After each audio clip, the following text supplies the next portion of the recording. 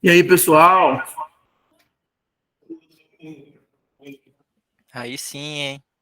Olá. Hello. Com muita demora, hein? Bom dia. Tira aqui já?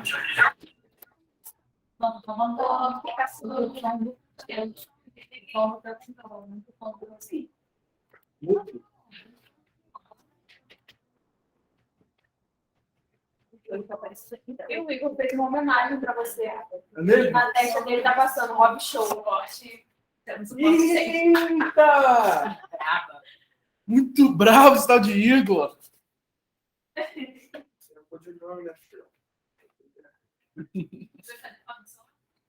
Podemos? Boa tarde, pessoal. Estão presentes, estão distantes. É prazer poder falar para vocês, poder trazer um pouquinho, né, de ideia, de conhecimento. Essa iniciativa da trilha de conhecimentos, a ideia do Talks, de compartilhar entre a gente, ela é muito rica. É muito importante a gente realmente ter isso, porque, primeiro, você gera uma sinergia no grupo, você pega alguém que já tem uma especialidade, alguém que já fala muito bem daquilo que vocês estão precisando de uma maneira mais comum aprender. Você motiva quem está ensinando, estou muito feliz de estar aqui. E uma coisa, você cria dentro do grupo toda aquela ideia de eu posso contar com a Fernanda, eu posso contar com a Pamela, eu posso contar com o Lucas, eu posso contar um com o outro e eu vou crescer junto, tá? Isso é muito legal. O chamado prata da casa. Parece muito legal. Hoje a gente vai falar sobre gatilhos mentais e como usá-los. Vocês sabem o que é gatilhos mentais? Tem ideia? Então, aqui na sala primeiro, e depois quem está aí online. Fala aí o que você tem de ideia de gatilho mental. Acho que ser coisas que nós falamos para convencer a pessoa, mas ao mesmo tempo para gerar alguma coisa nela. Então, você fala uma palavra para gerar nela talvez confiança ou interesse. Legal. Despertar algo na pessoa, né? E quem está online aí, quer falar? Eu acho que é a partir de alguma palavra ou de algum... Tá Tá dando falando? para ouvir? Mas eu acho que o meu aqui não...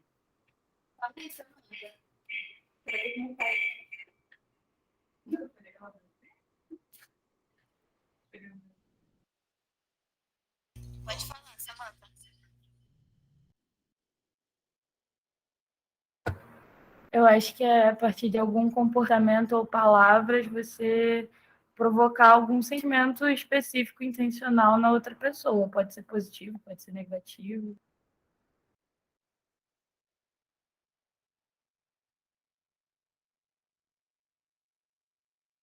O Robson tá mutado, então a gente não tá ouvindo ele. Ele perguntou se mais alguém quer falar.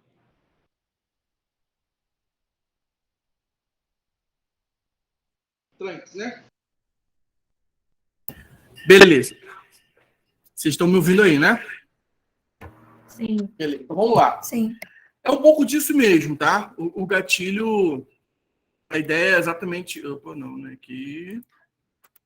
Eu tô com muitas e muitas e muitas telas abertas. Pronto. A ideia é que, antes mesmo de eu falar um pouquinho sobre o gatilho mental, eu quero mostrar uma pequena ilustração. Não sou cientista, não sou neurologista, nem psicólogo, mas eu estudei um pouquinho esse negócio aqui e acabei aprendendo um pouquinho sobre isso aqui. O que eu vou fazer? Vou falar direcionado, enviesado mesmo, para a gente falar sobre gatilhos mentais. Então, como que o cérebro funciona? Como que a gente aprende? Como a gente forma ali nossa noção de mundo, de crenças? Isso aqui vai ser muito importante para a gente entender por que funciona o gatilho mental. Não é bruxaria. Ele funciona mesmo, tá? Então, para entender um pouquinho como que isso funciona, como que o cérebro funciona, você tem que entender como que você aprende desde da barriga, da gestação, a gente já está aprendendo, sim ou não? Sim. Vou contar uma experiência minha mesmo. Primeira gravidez, o meu filho, e eu que chegava em casa e todo dia eu encostava na barriga da minha esposa e falava com o meu filho. Primeiro menino, né? Então, bastante empolgado. E aí eu falava, e aí, filhão, como que você tá? E como que foi? Mamãe te apertou muito, tá muito quente aí dentro, tá muito frio. Conversava com ele, beleza. 9 meses ele falando com ele. Quando eu fui um dos últimos a vê-lo, assim, as pessoas mais íntimas, né, no hospital, depois que ele nasceu, por causa do trabalho, correria. E aí, quando eu cheguei, ele tava assim, de costas pra mim, né? E eu falei, e aí, filhão? Ele fez assim, ó. Virou, e a primeira vez que ele abriu os olhos, lógico que eu fiquei como, né? E aí, o que acontece? Eu tava falando com ele, ele reconheceu minha voz. Aí minha esposa falou que ela falou com ele, minha sogra, meu sogro, acho que tinha minha irmã, já tinha visto alguma pessoa assim, e ele ficou na dele. Mas quando eu falei, ele falou, virou. Hoje não funciona. Eu falo, filho, Rian, fala, pai. É assim, né? Mas lá no início funcionou. Então a gente aprende desde realmente da conceptualidade da gravidez e vai aprendendo ao longo da vida. E esse aprendizado ele pode se dar por muitas maneiras. Pelo ouvir, principalmente, pela repetição do comportamento, e você vai criando o seu conjunto de crenças, que não tem nada a ver com a religião, tá? Crenças aqui é exatamente como que o seu cérebro ele vai ser formatado, vai criar. Quem teve nas palestras lá do Javier, o que o Javier fala, ligando Igor. Javier, como ele falando? Bem-vindo na vida, Robson. Isso aí, então.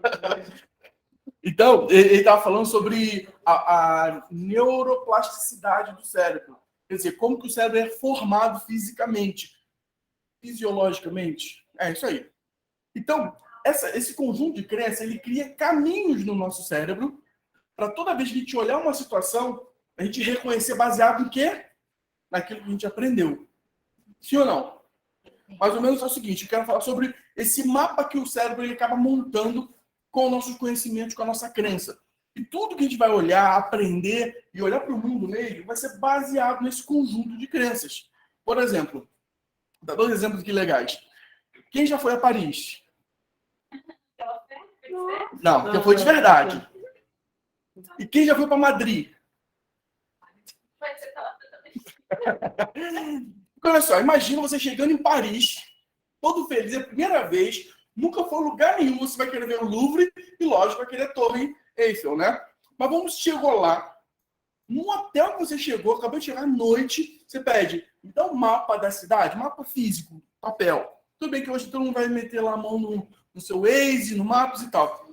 Mas você pega aqui, só para ilustrar, tá? Pegou o mapa, escrito lá em cima, Paris, e vai agora andar por Paris, antes mesmo de conhecer o Louvre e antes de conhecer a Torre Eiffel. Outra coisa, acho que a Ana vai dizer melhor do que eu. Não vá de manhã na Torre Eiffel, muito cedo. Vai à noite. Primeiro que é mais bonita e menos fedorenta. Mais ou menos isso, tá? Então, dica que me deram, não é porque eu fui lá não, tá? Também tô, pela fé, igual a amiga ali. O que acontece? Só que você começa a andar pelas ruas, opa, não tá aqui. Aí você vai para outro lugar, opa, não tá aqui.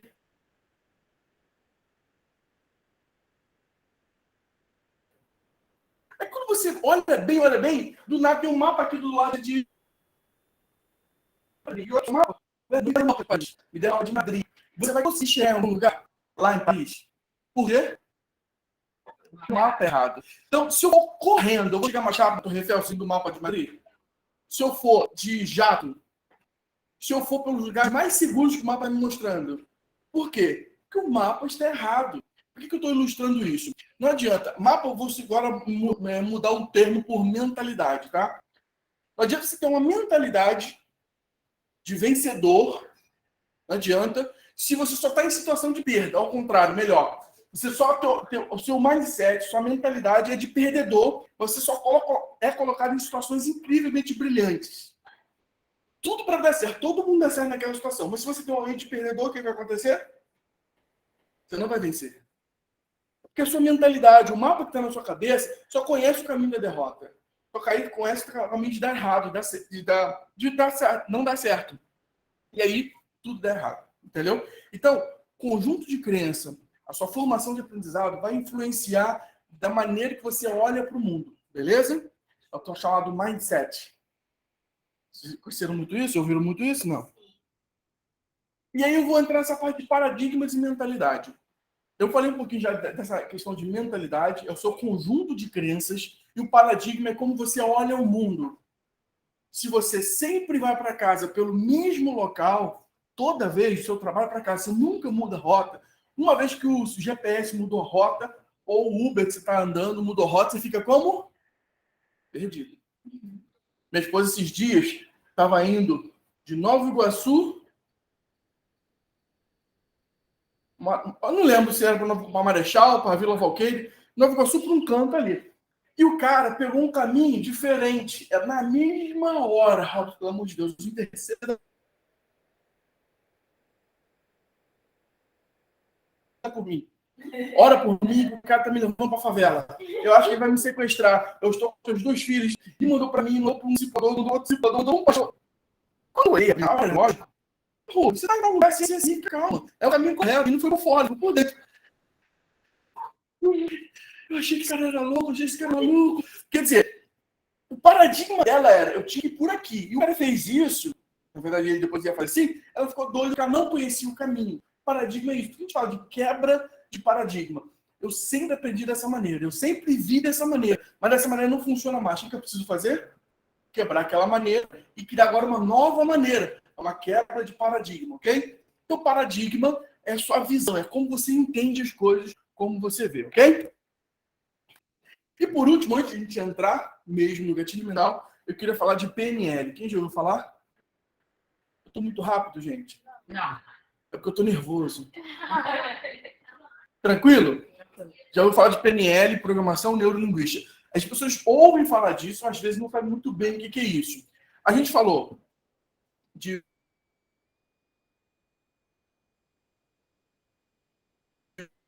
como é formado, como que se aprender as coisas, tá?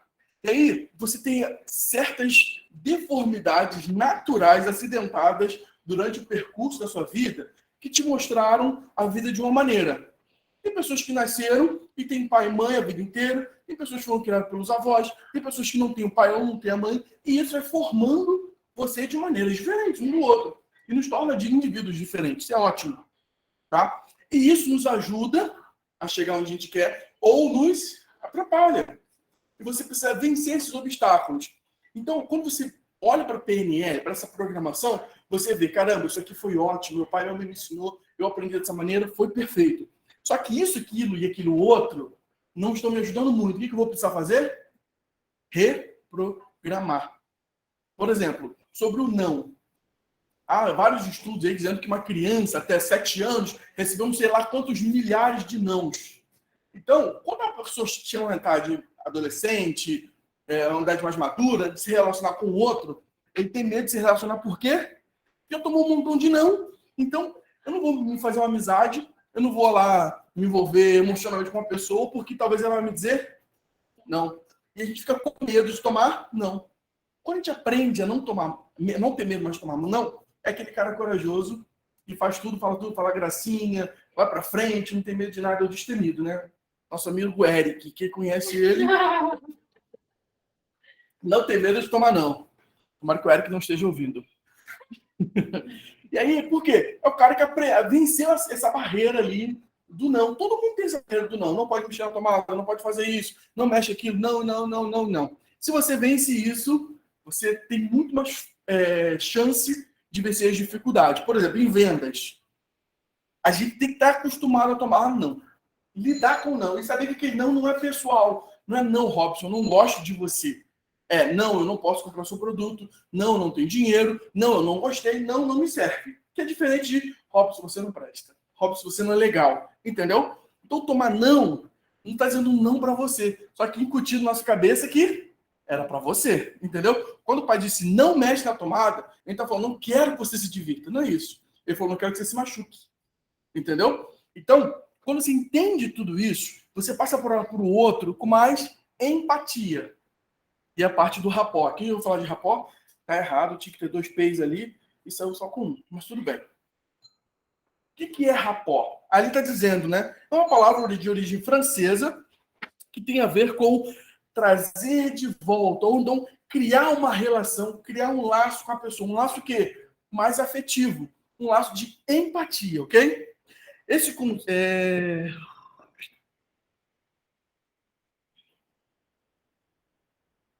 é isso mesmo. É originário da psicologia e é utilizado para designar a técnica de criar uma ligação de empatia com a outra pessoa para que se comunique com menos resistência ou menos atrito. Então, quando eu, por exemplo, chego para o Lucas Xerém e falo que ele tem um cabelo legal, vamos supor que o cabelo dele é uma coisa que mexe muito com ele. Minha avó sempre falou que eu tinha um cabelo bonito. E eu chego e falei, cara, teu cabelo é muito maneiro. E eu falo com verdade, não com mentira, ou só para mexer com ele. Cara, teu cabelo é maneiro, sempre quis ter uma franja assim e tal. Meu cabelo não vai até lá, beleza. Aí ele fica como comigo? Pô, caraca, o Robson é maneiro. O Robson é legal. Eu criei uma relação com ele agora. Agora eu tenho um laço de empatia com o Lucas. Entendeu? Então, criar rapport é você criar um ambiente com o seu cliente, com aquela pessoa que está se relacionando, de maneira que tenha menos atrito. E isso deveria acontecer nos primeiros segundos de relação com o seu cliente. Como que eu, Robson, normalmente começo uma relação com o cliente? Se eu tenho um histórico dele, eu já li esse histórico do cliente, eu começo tocando naquele ponto mais interessante para ele. Mas antes mesmo de falar do próprio assunto ou do negócio, eu pergunto sobre o clima. Muita gente diz que não é legal, né? A gente trabalha aqui com regionalidades. Aqui no Rio de Janeiro está quente, mas se você estiver falando com alguém do Piauí, são 12h55 agora, lá em Teresina, o cara vai estar falando assim, ó, dos infernos. Quanto que tá aí, pastor? Aqui, 43 graus. Vai ver que é muito mais quente que aqui. Aí tu imagina, pastor, imagina agora, tu tá dentro de uma piscina falando com a gente, seria bom? Aí ele fala, seria maravilhoso.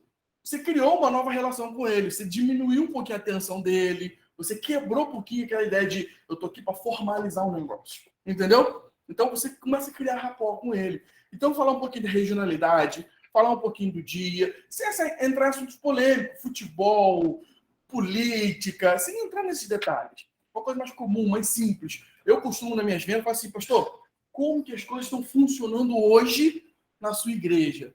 É uma pergunta muito aberta. Dá a oportunidade do cara fazer o quê? Se abrir. Abrir o coração. E alguns deles contam a história da igreja. E isso, para mim, é fundamental, porque quando ele começa a contar a história da igreja, ele me dá vários elementos para eu entender o que ele quer, como ele enxerga, como ele vê as coisas para ele, na visão dele, entendeu? Lembra que eu falei lá atrás um pouquinho sobre o mapa que a mente vai acabando criando? Então, ele tem um mapa dele. Eu preciso olhar para ele de acordo com o mapa dele, e não com o meu mapa. Se eu não entender o que passa na cabeça dele, não entender como ele vê a igreja, como ele entende a igreja, eu vou falar um montão de coisas que para ele não faz sentido. Como ele vai falar um montão de coisas que para a gente não vai fazer sentido algum. Por exemplo, o cara falar para a gente de que ele tem que parar de pagar o aplicativo, porque agora ele tem que comprar a cadeira. Para a gente não faz nenhum sentido isso. Mas por que para ele está fazendo sentido? Eu preciso entender dele o porquê que comprar cadeira faz mais sentido do que ele continuar investindo no aplicativo. Entendeu? Então, o rapport é isso, é olhar para o outro exatamente com a visão do outro. Ok? Então, vamos lá. Vamos falar dos 6 principais gatilhos mentais.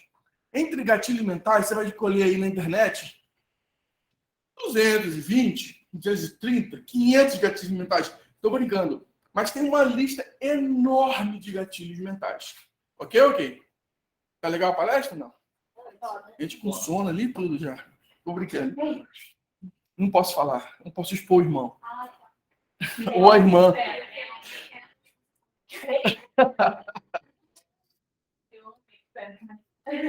Então, o que acontece? Eu separei 6 gatilhos mentais. Eu vou até dizer de onde eu tirei. Lógico que são alguns que eu mais uso e alguns dos mais comuns gatilhos mentais. Tem um livro chamado As Armas da Persuasão, de Robert Cialdini. Eu vou mandar para vocês esse detalhe. Não. Robert Cialdini. Não, o cara é PhD, o cara é monstro. Ele é quase, mais um pouquinho, se ele fosse um pouquinho mais inteligente, tivesse mais 5 formações, ele seria um Lucas Xerém da vida. Assim, mais ou menos, assim, tá? Então, eu separei esses, olha, autoridade, reciprocidade, prova social, escassez, compromisso e coerência, e afeição ou simpatia. Eu botei afeição ou simpatia, são os dois nomes mais conhecidos para esses aqui, tá? Dúvidas até aqui? Não. Tranquilidade? Eu vou fazer a leitura que está aí na tela e depois eu explico um pouquinho mais sobre esse gatilho. As pessoas gostam de seguir pessoas que outras pessoas já estão seguindo. É uma forma de passar a responsabilidade de tomar uma decisão para outras pessoas. Se todos estão seguindo, talvez eu deva estar seguindo também.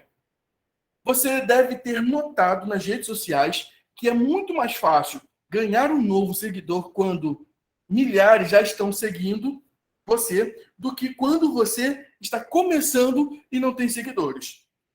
A Ana que pode dizer pra gente, né, Ana? Isso porque o número de seguidores representa uma espécie de autoridade. O estabelecimento de autoridade pode ser feito de muitas maneiras diferentes. Antes de eu continuar lendo, deixa eu fazer um comentário. Aqui a ideia é trazer autoridade para a pessoa que está falando ou para o negócio que você está representando. Então, vamos falar de InChurch e você como o CS, você como a pessoa que está tendo um relacionamento com o cliente.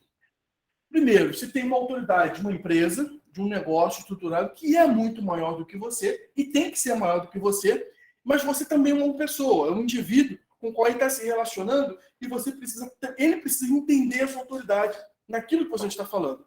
Entenda, reforçar a autoridade é diferente de sair cuspindo na cara do cara que você é o cara. Entendeu? Mas você precisa reforçar. Vou dar um exemplo. Por exemplo, quando eu estou fazendo a minha apresentação de vendas, eu falei um pouco da empresa, a maior empresa de tecnologias da América Latina, mais de 30 mil clientes. Eu estou dando autoridade para a empresa. Quando ele começa a falar, assim, pastor, eu peguei ali algumas informações da igreja dele, ouvi ele falando de como que é o projeto dele. Aí eu falo assim, pastor, Robson, eu trabalho com igreja há cerca de 15 anos, ou mais de 15 anos. Eu trabalho com igrejas de todo o Brasil, eu trabalho com igrejas de 120 mil membros, eu trabalho com igrejas como a do Senhor, de 300, 500, é o número dele lá, membros. E pelo que eu percebi aqui, o senhor dá um elogio para ele. Outro dia eu falei para um cliente, pastor, pelo tempo que o senhor tem aqui de constituição, de igreja, e o senhor está nesse tamanho, o senhor tem um DNA de crescimento. Como que o cara ficou? É ruim, ficou assim, ó. Levantou o peito, estufou o peito e ficou todo feliz. Só que eu disse para ele, eu sou consultor, trabalho com igreja há mais de 15 anos, trabalho na InChurch com algumas das maiores igrejas do Brasil, eu reforcei minha autoridade e devolvi para ele com outro gatilho. Daqui a pouco eu vou falar sobre. Eu dei para ele, peguei minha autoridade e dei para ele esse poder de se sentir muito bem. E aquilo disse, caramba, gerou nele algumas coisas do tipo, ele sabe do que ele está falando, ele entendeu a gente e ele gostou da gente. Entendeu? Então, eu ancorei minha autoridade, ancorei a autoridade da empresa e agora ele está um pouco mais aberto para poder a gente continuar a nossa apresentação. Isso normalmente é no início da minha fala com ele, tá? Então, de que maneiras diferentes a gente pode reforçar essa autoridade? Primeiro, você pode mencionar um cliente importante. Pastor, o senhor conhece a Lagoinha? Pastor, o senhor conhece a igreja da cidade? Pastor, o senhor conhece isso, Então, você citou clientes importantes. Agora, o legal de citar cliente para esse cliente que você está conversando é alguém que tem a ver com ele. Você é uma batistona. Batistona. Ele já falou 3 vezes que gosta do Ministério de Louvor da Lagoinha. Ele disse que gosta lá da Atitude, ou qualquer outra igreja batista. Você vai falar da Divec para ele? Não faz sentido. Entendeu? Então, na hora de você brigar de falar de um cliente, busque ali alguém que tenha algum tipo de sinergia com ele. Que tem a ver com ele, a denominação dele, que aí traz ele mais para a realidade. Ou mesmo, como a gente está falando de autoridade, seria realmente igrejas maiores do que a dele. Ou mais relevante em algum termo, tá ok? Outra maneira, você pode mencionar de você. Dei uma palestra, ministrei um curso, fiz uma conferência, algo que já aconteceu que ele possa também relacionar você com a autoridade, entendeu? Já ensinei milhares de pessoas, eu lido com igrejas o dia inteiro, todos os dias, entendeu? Você está forçando a sua autoridade, ok? mas também pode estabelecer autoridade por meio de conteúdo ou conhecimento que fornece. Isso simplesmente parte de uma jornada como um blog. A gente já tem alguns materiais assim que funcionam. Imagina a Pamela falando com uma igreja relevante, e você fala, não, eu te entendo. Inclusive, semana passada, ou mês passado, eu ministrei uma palestra, eu dei um masterclass que fala isso mesmo. Fala o seguinte, eu posso te mandar essa masterclass? Envia material para ele, que também é um outro gatilho. Já vou falar também. Então, isso serve qualquer tipo de conteúdo, o material que você já escreveu. Por isso, a importância também de vocês estarem ativos naquilo que vocês fazem.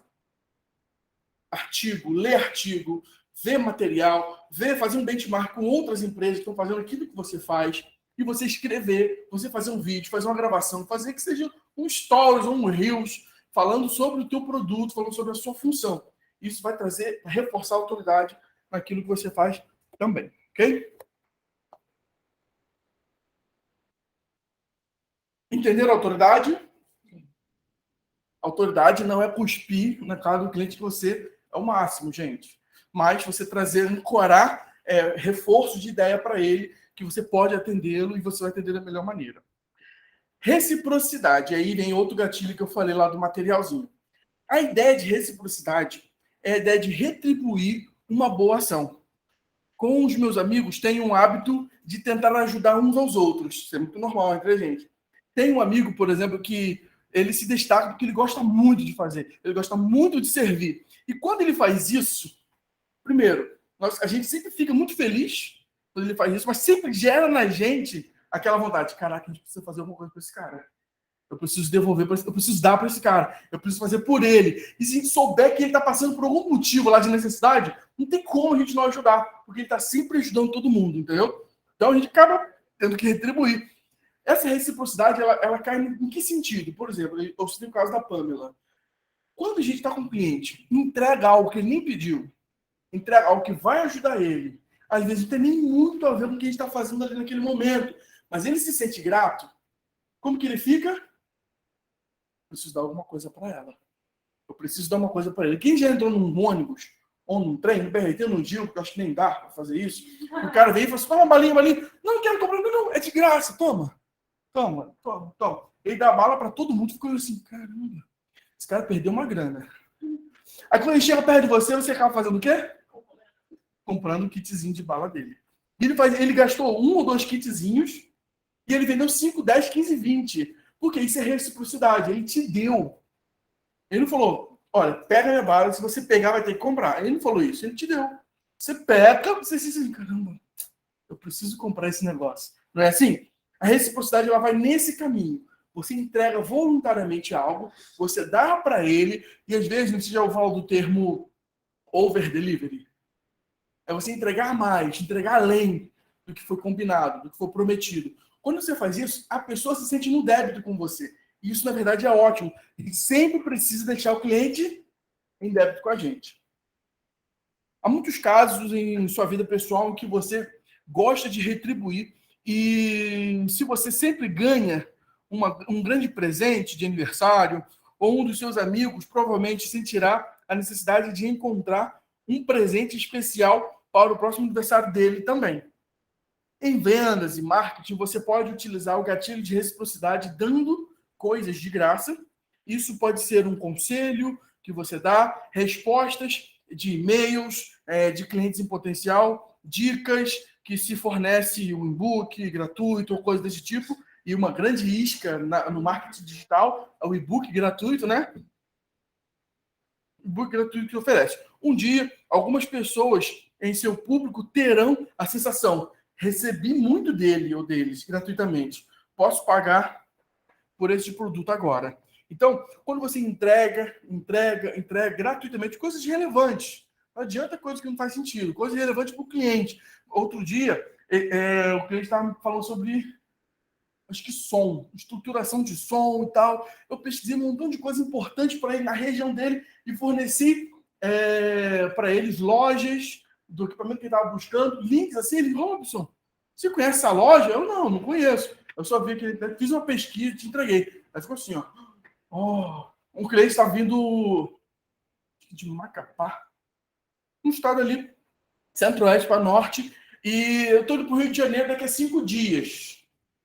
Aí eu peguei e disse, não, calma, deixa comigo, você vai para onde? Aí eu tô pensando para Barra da Tijuca, beleza. Aí eu separei uma região aqui, pertinho daqui, lógico, que ele tinha que vir para cá, uns hotéis aqui, uns hotéis ali, e achei um Airbnb maravilhoso em frente à praia, preço muito barato. Aí mandei para ela. Ela, Robson, não precisava. Eu, como não precisava? Você falou que vim para o Rio de Janeiro, quero te receber, quero poder te ajudar e tal. Lógico que eu acho que o Airbnb lá em frente à praia, né? Mas foi muito bom e ela veio aqui conhecer a gente. Então, isso aí, ela sentiu assim, um dever de vir falar comigo. Como um cliente que estava falando, não me atendia, ele nem respondia no WhatsApp, não respondia minha ligação. E aí eu fiquei umas 3 semanas tentando falar com ele, estava na fase de fechamento e ele não falava comigo. Aí depois ele mandou assim, não, eu liguei para outra pessoa da igreja, a pessoa, fulano de tal está indo para o Rio de Janeiro, num evento da empresa dele. Aí eu mandei uma mensagem para ele de volta. Olá, tudo bom? Fiquei sabendo que você está vindo para o Rio de Janeiro, que ótimo. Já estava esperando em algum lugar? Precisa de alguma ajuda? E uma interrogação bem grandona para ele. Aí o que ele fez? Ele respondeu, sim, estou indo no evento da empresa, assim. Já conseguiu hospedagem? A empresa vai bancar sua hospedagem? Você vai procurar por conta própria? Vou ter que procurar. O Cacete, Airbnb, tudo próximo de onde ele estava. Mandei para ele umas 5 ou 6 possibilidades. Ele, Robson, cara, acho que eu achei era perto do centro, região do centro. Achei um de uns R$115 a diária. Eu estava achando 220 para cima. Obrigado. Me respondeu, voltou a se relacionar comigo. Então é isso aí. Ele sentiu o dever de me responder, uma vez que eu ajudei ele a, enfim, encontrar uma hospedagem. Alguém quer perguntar alguma coisa sobre algum gatilho? Não, bem claro. Bem Vou claro. perguntar para o cliente agora. Tá ouvindo? Prova social. Isso aqui é muito conhecido, muito usado por todo mundo, tá? A ideia exatamente da prova social vem em muitas formas. De certa forma, funciona de maneira semelhante à autoridade. Se outras pessoas confiam em você e compram os seus produtos, eles não podem ser tão ruins. Se essas pessoas também derem uma declaração de como um produto as ajudou a resolver o problema, mais pessoas acreditarão ainda mais facilmente que esse produto poderia resolver seus problemas também. É por isso que é importante a gente ter os cases dos clientes. Eu, quando estava olhando para esse ponto aqui, os cases lá. Continua atrás.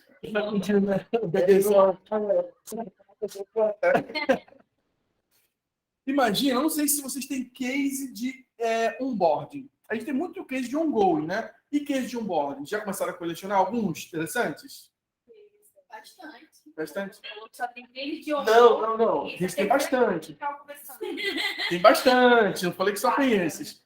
Eu lembro de um case de ongoing muito legal, de uma igreja lá no Maranhão. Eu cito sempre, que é aquela Igreja Batista CCBN. Foi de onboarding. Foi de onboarding. E aí, ele falou que ele conseguiu, no onboarding, na parte da implementação, envolver boa parte da igreja.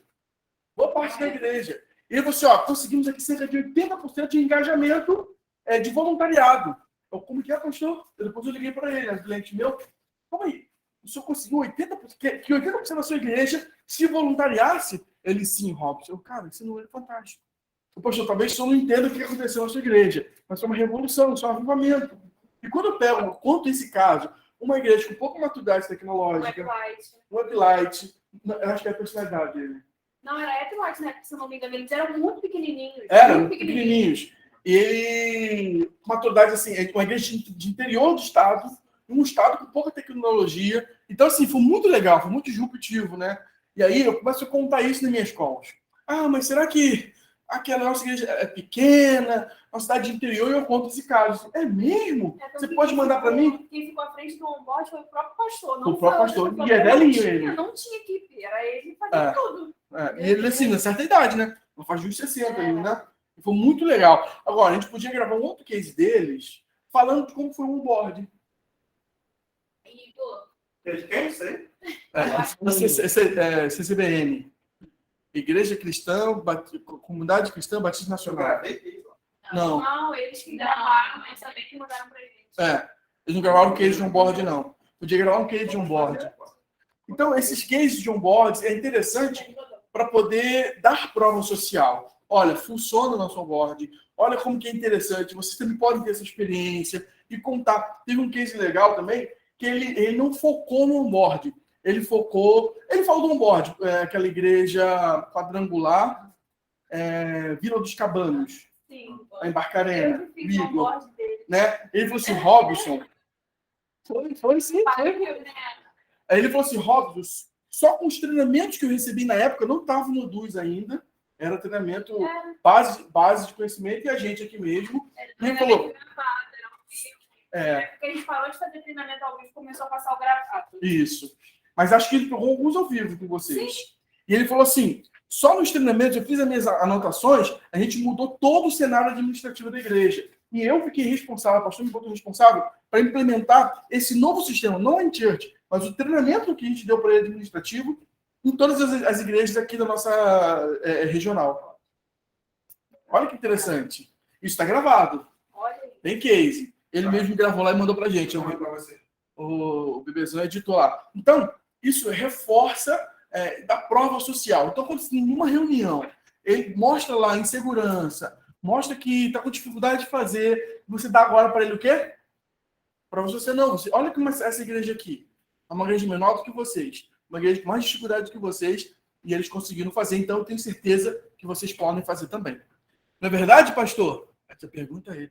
Não é verdade, técnico ou líder de comunicação? E deixei ele na saia justa lá. Escassez. Eu montei algumas ideias de case aqui, que eu vou falar depois misturando alguns gatilhos mentais para vocês entenderem o que pode fazer no dia a dia mesmo da aplicação de cada um de vocês. A escassez, eu acho que o nome é muito claro, né?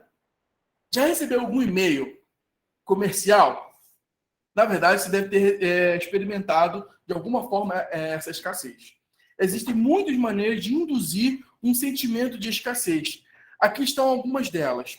O preço abaixou, o preço baixo só estará disponível por alguns dias e subirá depois. A gente usa muito isso lá. O produto só estará disponível por alguns dias. Depois disso, não poderá mais comprá-lo.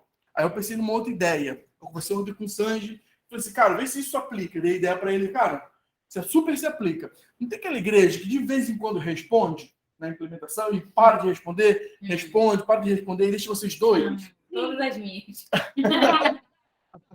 Imagina, no dia que ele te responder, você fala assim, pastor, se a gente concluir o processo esta semana, somente essa semana, vai botar um período de tempo, tá? Eu estou falando dessa semana, mas vocês vão entender o processo de vocês. Nessa semana, eu posso conseguir gratuitamente um curso X para vocês. Aí, lógico, você vai ter que ter mapeado. O que faz mais sentido? Um curso de liderança? Um curso de comunicação? Um engajamento de voluntários? E aí, a gente tem um monte de curso que já está pronto, gravado, que chama de prateleira, né? Que é só ir lá e pegar e dar para o cliente. Então, imagina você agora, fala assim, ó, só essa semana. Se nesse período a gente avançar, isso que a gente precisa, seria interessante você ganhar esse curso. E aí você bota um valor no curso. Esse curso aqui custaria R$ 1.800, pastor. Imagina se eu juntar agora 5 pessoas da sua equipe. Quanto que seria? Pois é, e eu estou dando agora gratuitamente para o senhor. Ok? Só para o senhor completar essa jornada. Entendeu? Então você cria um período de tempo, vai favorecer o processo de vocês, o OKR de vocês, aquilo que vocês têm de indicadores, e vai fazer o cara voltar para o processo. Entendeu? Outra coisa. Você recebe uma oferta especial que inclui alguns bônus caros, né? Que é exatamente o nome do curso que a gente falou ali. Que você realmente não precisa. Mas, se você quiser comprar de qualquer maneira, basta pegar com... um add-ons aqui. Os bônus vão embora depois de alguns dias. Que é exatamente aquilo que eu falei, acabei de falar. Olha, esse curso aqui tem um preço X, eu posso disponibilizar, mas só por essa quantidade de dias. Depois disso, eu não consigo mais, tá ok? Aí ele tem o ok dele, vai para frente. Outro, apenas um número restrito do produto está disponível. Por exemplo, vagas limitadas numa classe, num curso. Então, você começa a botar ali que é vaga limitada ou produto limitado de se você fizer agora ou fizer tal dia, eu consigo garantir sua vaga. Eu consigo garantir a sua inscrição. A escassez tem um tremendo poder de fazer as pessoas comprarem agora. Então, ele só deve ser usado quando a ideia é de tempo para vocês. Porque assim, o gatilho serve para ele tomar uma decisão, mas serve para a gente também. A gente tem prazo para cumprir? A gente tem um processo para entregar? Então a gente usa isso nosso, pega aquele gatilho conveniente, que às vezes o gatilho não é conveniente para aquilo, é conveniente para uma outra coisa. E usa esse gatilho de escassez, por exemplo, é para entregar prazo. É tempo. Eu preciso dizer que está acabando o prazo para ele e o tempo para ele, senão não funciona, tá?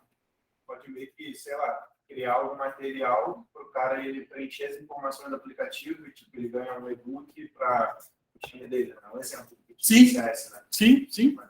Isso aí. Responder o e-mail, entregar o material da implementação, enfim, uma etapa do processo, né? Beleza. Quando há um número limitado de produtos ou um período de tempo limitado para podermos comprar, somos levados a comprar por medo de perder uma oportunidade. Deixa eu fazer um outro ponto aqui, nessa parte aqui. Olha aqui para mim. Quem já fez aí do outro lado também? Quem já fez curso de comprar maquiagem? Curso de como comprar maquiagem? Curso de como comprar perfume? Curso com como comprar sua casa dos sonhos? Ou curso de como comprar o seu carro de sucesso? Sei lá. Alguém já fez? Mas você sabe que existe curso de vendas? Como vender casa dos sonhos? Como vender carro? Como vender maquiagem? Como vender perfume? A Rinalda está aí, vocês sabem, né? Então, não existe curso de como comprar isso ou aquilo. As pessoas não estão preparadas para se defender dos gatilhos. Elas não estão preparadas para se defender deles. E a gente precisa se preparar de como entregar. Entendeu? Então, quando, por exemplo, um cliente chega para mim, caraca, tu é vendedor demais, hein, cara? Eu fico triste. Porque ele percebeu que eu estou usando alguma ferramenta de vendas. Que eu preciso que seja como? Fluida. Eu preciso que nem perceba que eu estou usando gatilho. A Bia usou ali. Você quer? Isso é um gatilho? Você está falando aí do ciúme e tal? É um gatilho? Já começou o curso? Brincando ali antes, né? Então, precisa que seja muito intuitivo, de maneira que ele não perceba que é um gatilho, entendeu? O negócio é forçar uma escassez, forçar ali algum tipo de prova, que ele sinta assim, opa, calma aí. Pressionado a ter que fazer o que você está entregando para ele dessa maneira, tá? Outro gatilho muito maneiro, eu acho que tem muito a ver com a gente aqui, é essa parte do compromisso e coerência. Qual é a ideia aqui? É quando fazemos certos pedidos para depois comprometer o cliente. É fazer alguns pedidos mesmo, tá? Pedir alguns compromissos para ele, depois prender ele naquele compromisso. Só que não funciona fazer grandes pedidos de início. Eu tenho que fazer pequenos pedidos, que é fácil ele dizer sim ou não ali na hora. Lógico, você quer o sim, então sim, fazer sempre pedidos afirmativos.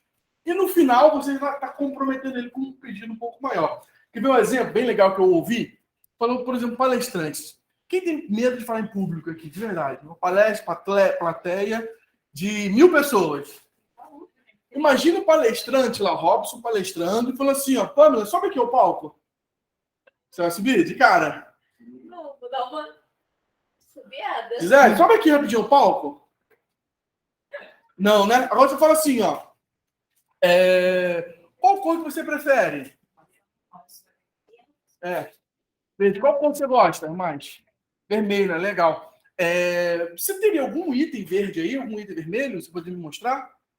Supõe que você tem. Eu tenho. Tem? Me mostra aí rapidinho. Ah, legal.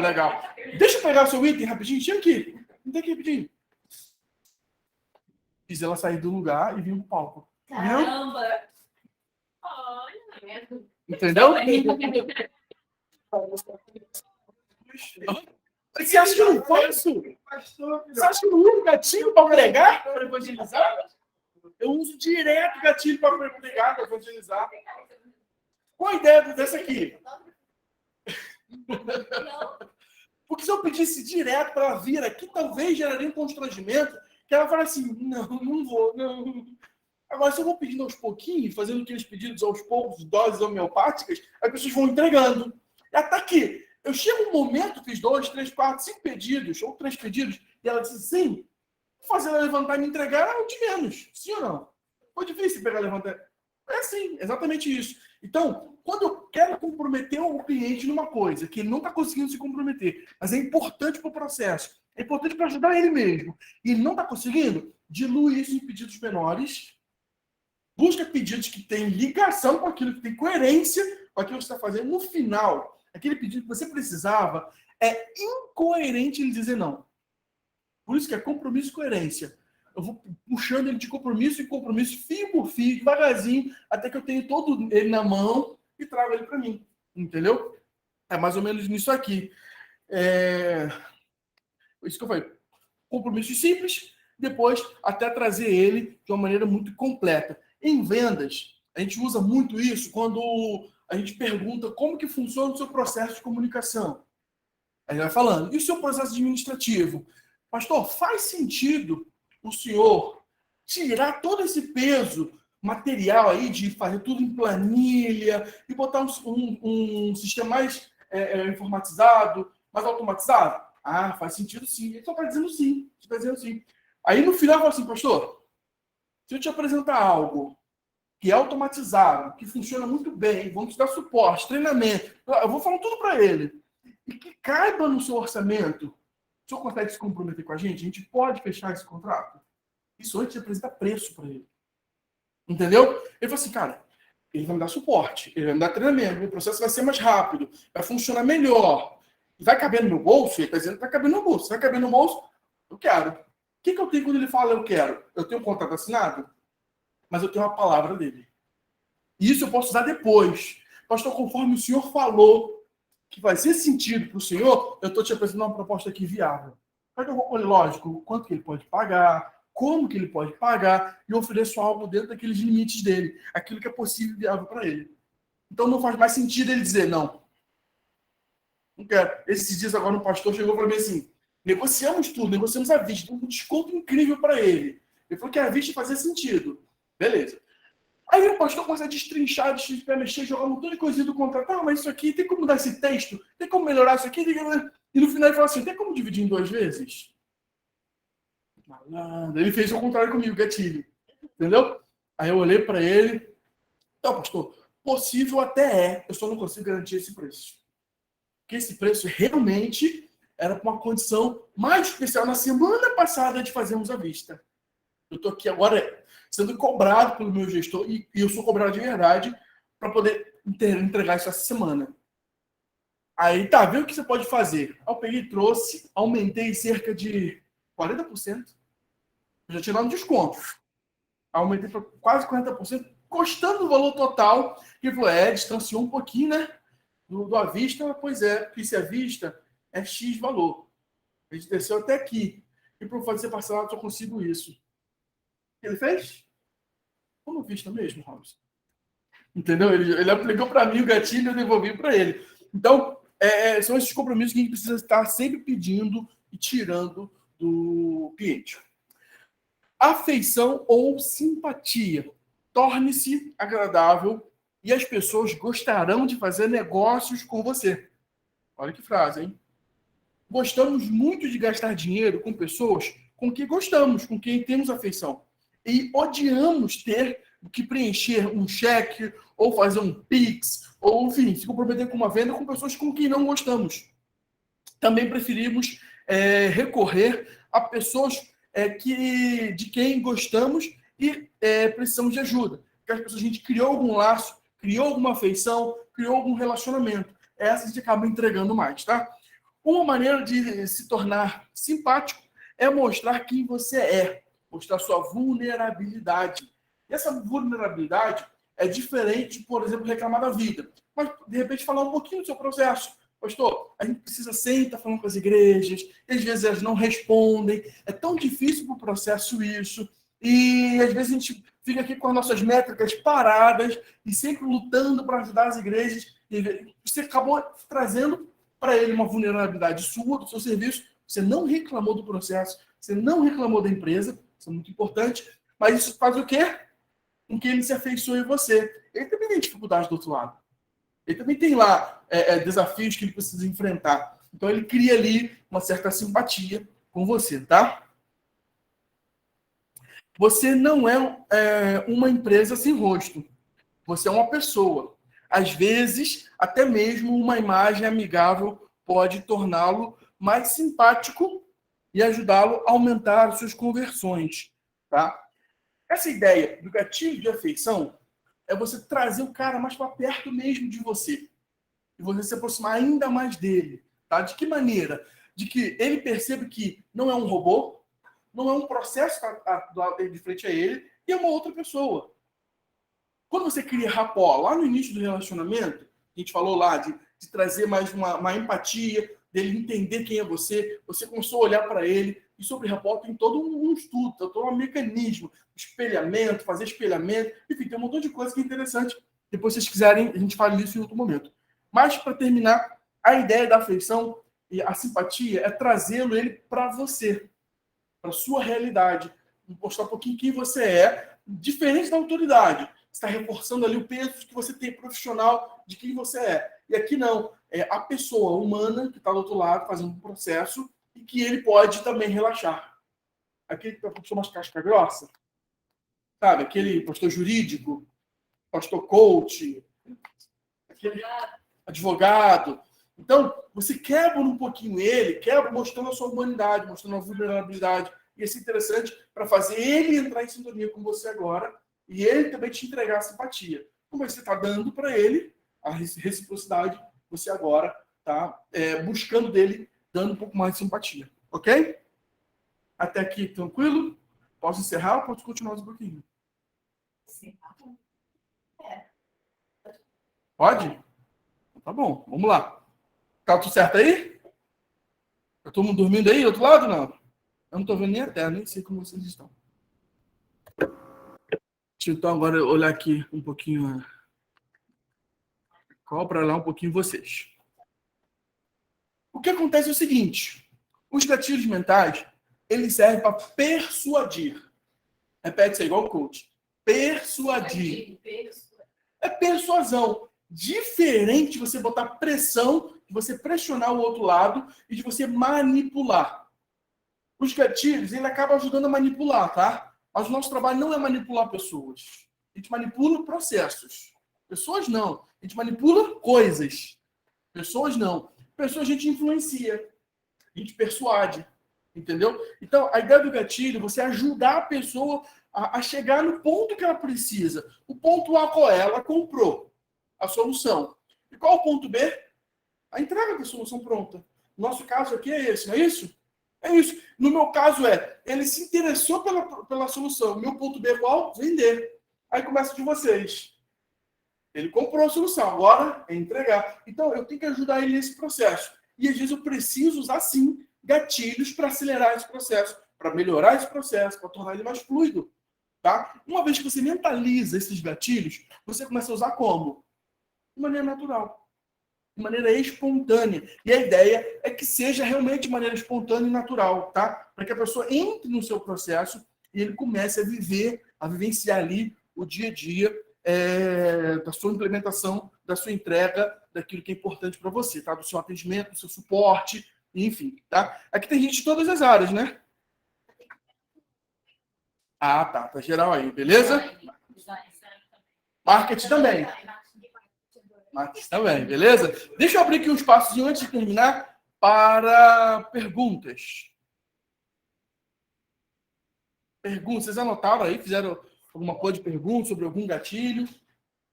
Vocês estão me ouvindo? Eu só queria dizer que a próxima trilha é Kahoot, hein? Tem pergunta. Ouviu? A próxima é com a Ruth. Tem pergunta. Não, eu só fico pensando, quando você, assim, você consegue perceber que a pessoa percebeu que você está usando gatilho, Às vezes sim. o que você, tipo assim, como é que você faz para sair dessa situação? Então, continua sendo natural.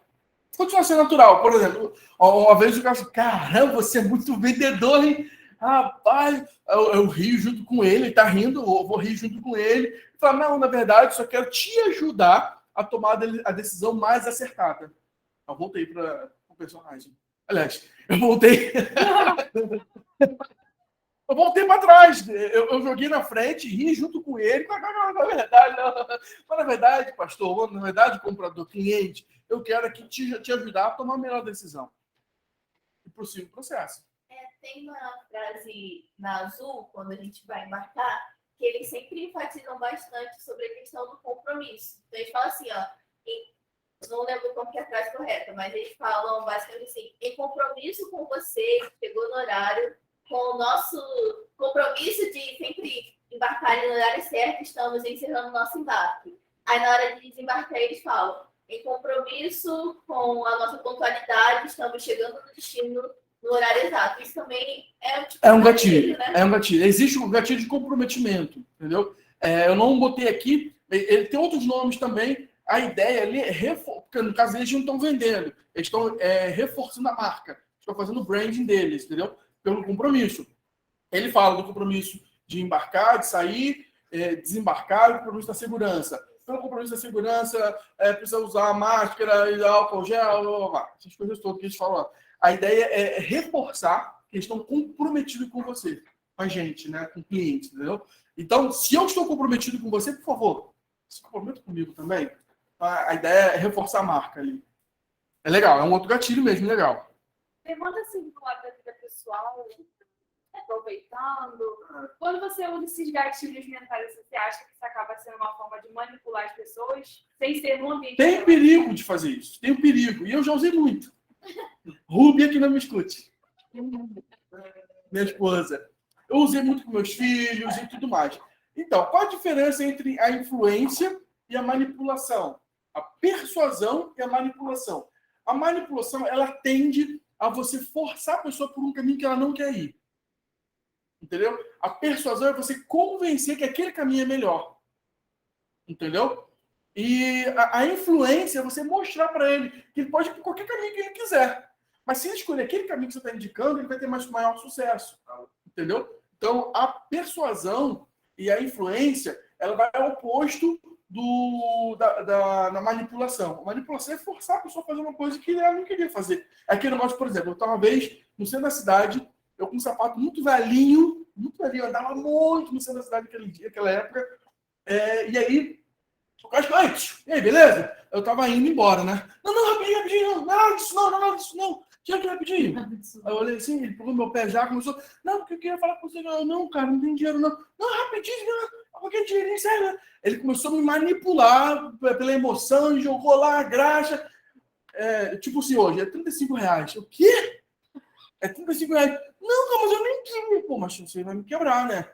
Aí, se você não paga agora, eu gastei material aí e tal. Ele manipulou para tirar dinheiro de mim.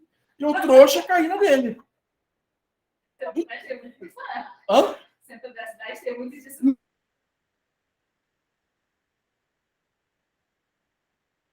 Muito.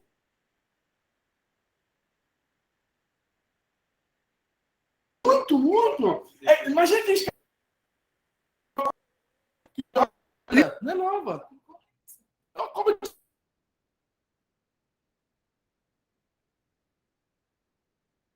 tecido.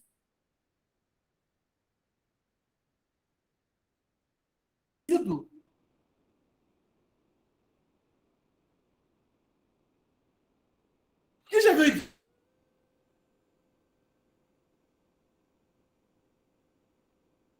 Já viu? Alguém falou, você não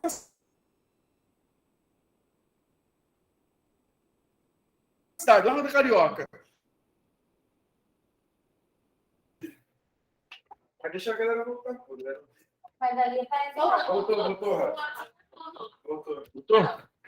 Oi, voltou? Estão ouvindo aí? Eu não ouço vocês porque meu áudio... Deixa eu trocar o áudio. Tá falhando bastante, né? Sim, mas não tem problema. Não, eu queria fazer uma sugestão, cara. Fala aí. Tem um livro muito bom, que é um maluquinho chamado Arthur Schopenhauer, é um francês. E, Dá pra ver aí, galera?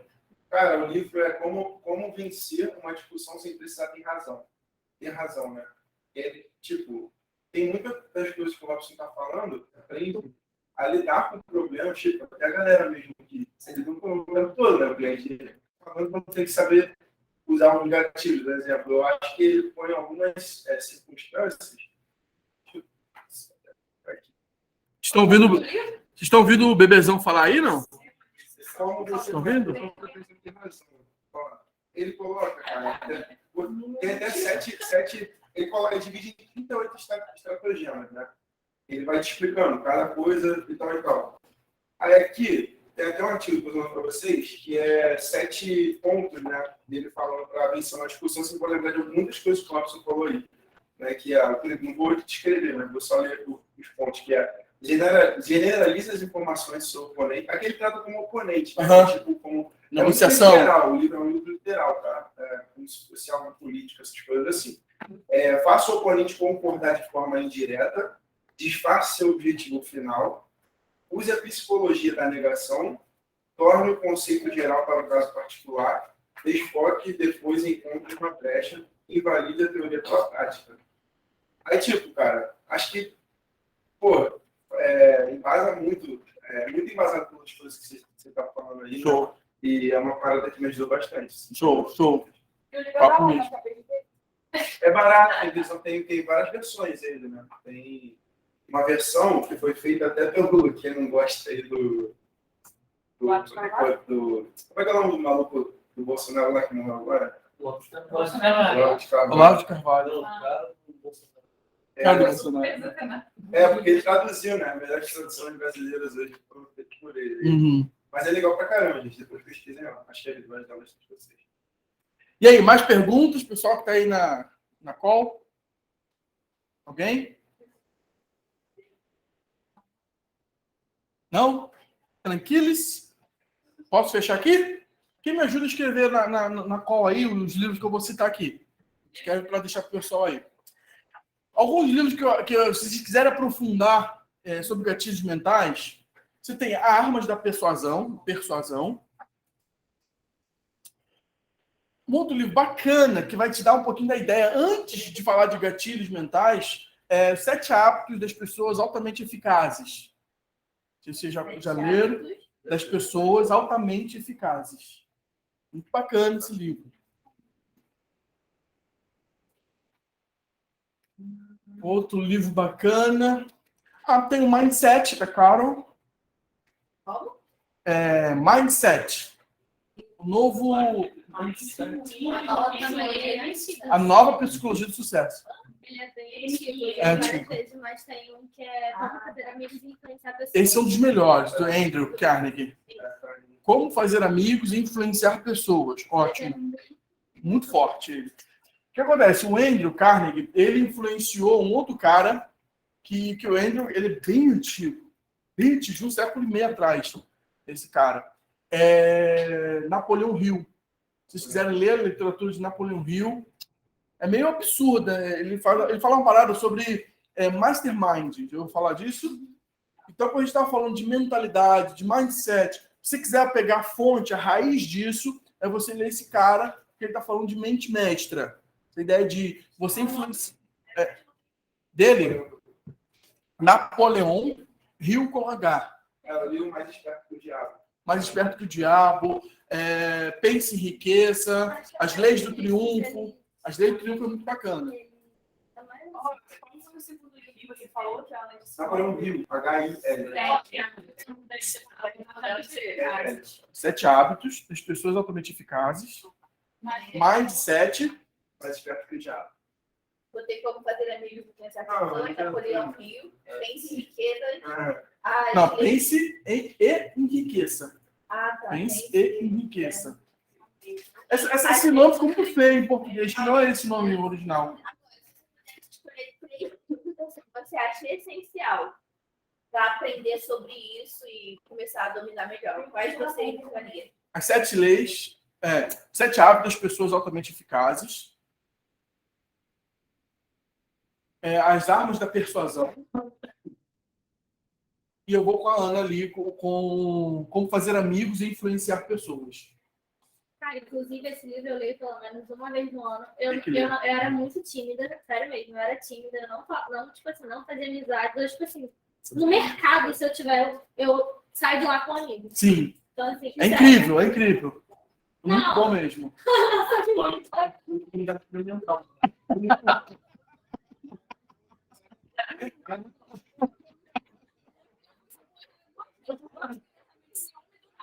Aí meu grupo dos amigos dela. Já começou? Meu grupo dos amigos dela falou que ela falou assim, pô, eu na empresa sair com amigos de lá. Não. Ela fala assim, cara, como que você consegue ir sem falar nada de mim? Tipo assim, a pessoa não sabe nada de mim, eu sei tudo da vida da pessoa, e tipo assim, Legal. você sabe da minha vida, que eu tenho amigo de verdade. Agora,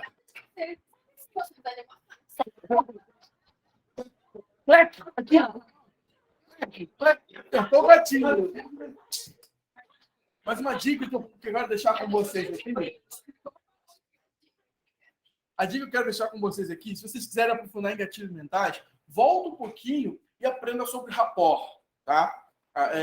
As ideias, como fazer rapport, como usar rapport, porque é a arte mesmo de você sintonizar com outra pessoa, fazer ela sintonizar com você. E é simplesmente fantástico.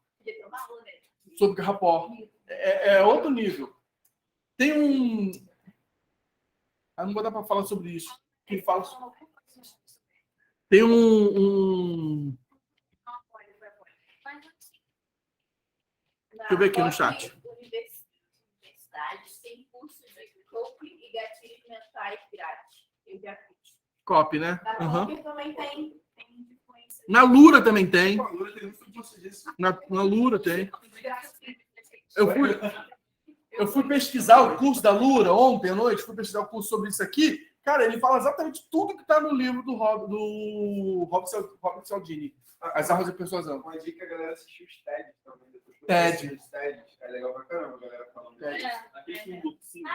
Não. Cara, Você tá te estourando.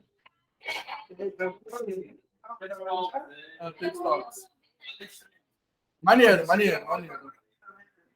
Depois eu vou pesquisar o nome de uma cientista, neurocientista, que ela fala um pouquinho sobre vulnerabilidade. Isso aí. Brené Brown. Fantástico o trabalho dela. E aí, como você utilizar da vulnerabilidade. Não é ruim. A gente pensa, eu não posso ser vulnerável, eu não posso mostrar que eu falho, que eu erro. É o contrário. Você torna humano e traz mais eficiência. Eu sou muito mais vulnerável a partir deles. Porque se você nunca for vulnerável, ninguém nunca vai ser vulnerável com você. Já faz parte. Vai querer me relacionamento verdadeiro. Muito legal. No Netflix tem um materialzinho dela, bem pequenininho, mas tem também. Bem legal. Gente, obrigado. Eu acabei não botando meu Pix aqui, mas fique à vontade. Você tá com eu tô brincando. Mentira. Tô brincando. Ó, vocês são tops. Tamo junto. Tiver alguma coisa aí no repertório. Tirar uma foto. Abre a câmera, gente. Tira a coisa legal. Comenta a tela deles aí. Tira da Eu câmera. ia totalmente fenômeno. Eu vou ter que chai. Tem que achar o chat. Isso. Deixa eu tirar essa baguncinha aqui. Eu amo que tá todo mundo Ai. arrumado, mas ninguém nunca abre a câmera, né? É um home office. Esse daqui agora. E aí, rola. Puxa meu vestido, cara. A câmera na tela tá com todo mundo? Tá. E o óculos é perneta, vê se tá aparecendo. Só... É foto do bebezão, hein? Cara, meu óculos é só uma tela.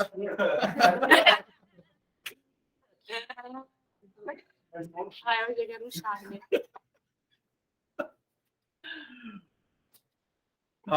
Foi Puncas. Senão eu vou passar uma. Vambora. Tchau, gente. Fica com Deus. Tchau. Tchau. Beijo a todos. Vocês